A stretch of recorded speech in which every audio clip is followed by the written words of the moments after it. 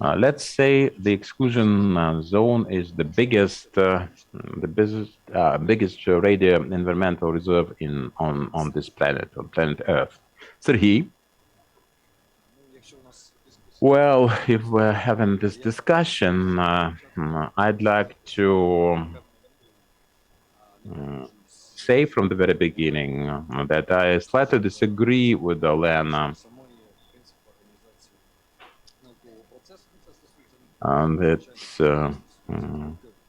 It's not just about the exclusion zone, but Ukrainian science, by and large, everywhere in the world, the science can develop where we have this opportunity for market entry and economic development of the state altogether.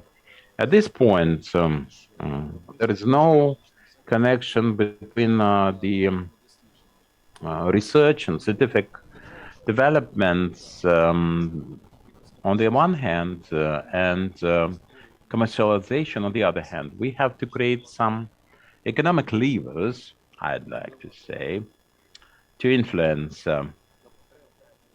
the needs, appearance of the needs in research in the exclusion zone, in the reserve.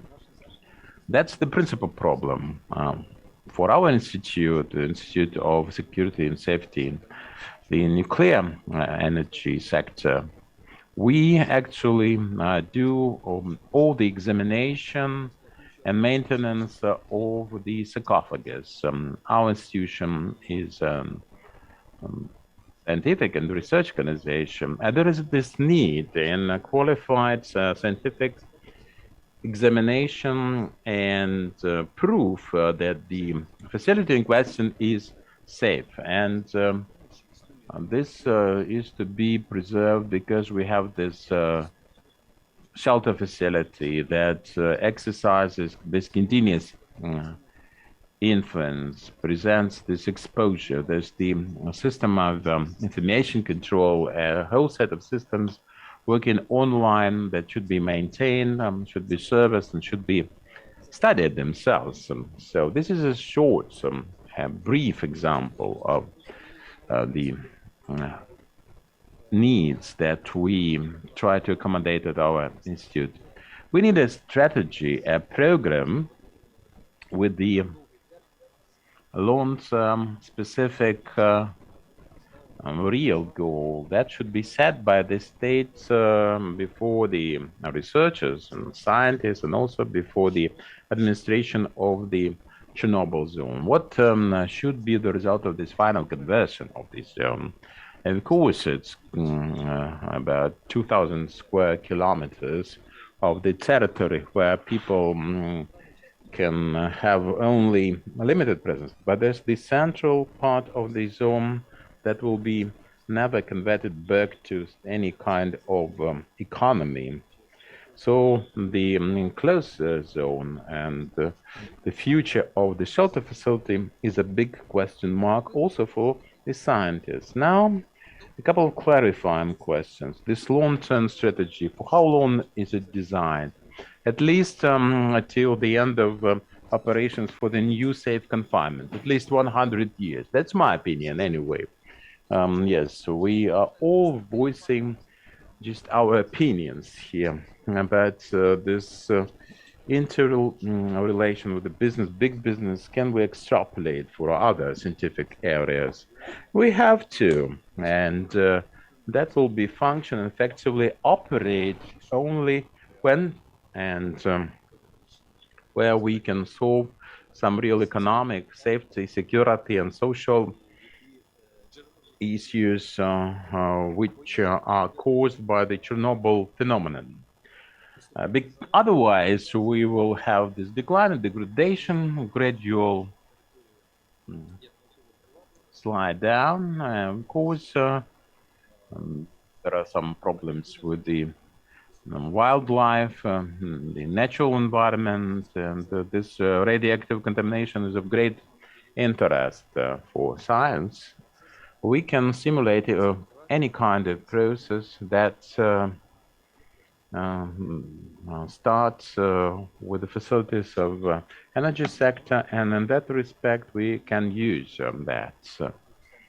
And we can think of the genetic research or botanical research, and that should be related, first of all, to some kind of need or conversion of this territory into a reserve, a national park. This is a necessary development, a whole set of works, microbiological research should accompany that to solve the problem, the practical problem that we have with the administration of the zone and other institutions taking care of safety and such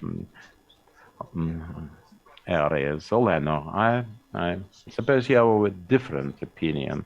Are there any other options in addition to collaboration of business? If it is a discussion, I also have a couple of questions to Sergiy here, please.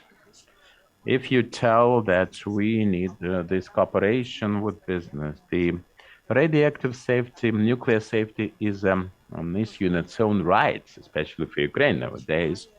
So, do you think that science should be in interaction with just the Ukrainian business, meaning Energoatom in our context? Or should it be also Westinghouse, which is very active, or 12? So, where should we see the boundaries which we cannot go beyond? Well, I understand your question.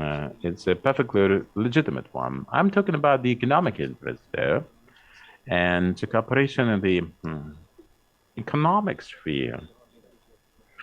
Well, there was this example of this global international project which was implemented. On this site, this is construction of a new safe confinement. The project started in 1997, and for the first decade, the international community, to a lesser or larger extent, contributed to the funding of the research that laid foundation for this confinement, figuratively speaking. And this can be also done with the science, and that also led to development or support of some research centers related to this venue, to this site, to this area. Another example, now we have the centralized deposit of spent fuel, and we support that with our research. There's this need of the state company Energoatom, state joint stock company. There are some problems requiring this support, and we are concerned with the set of issues in question.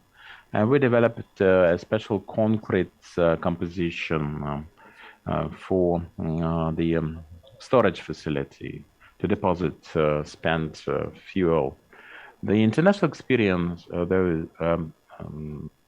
tells us that it is about Holtec, and then now how, of course, we have to cooperate at this stage. So this is the model exactly, and a bit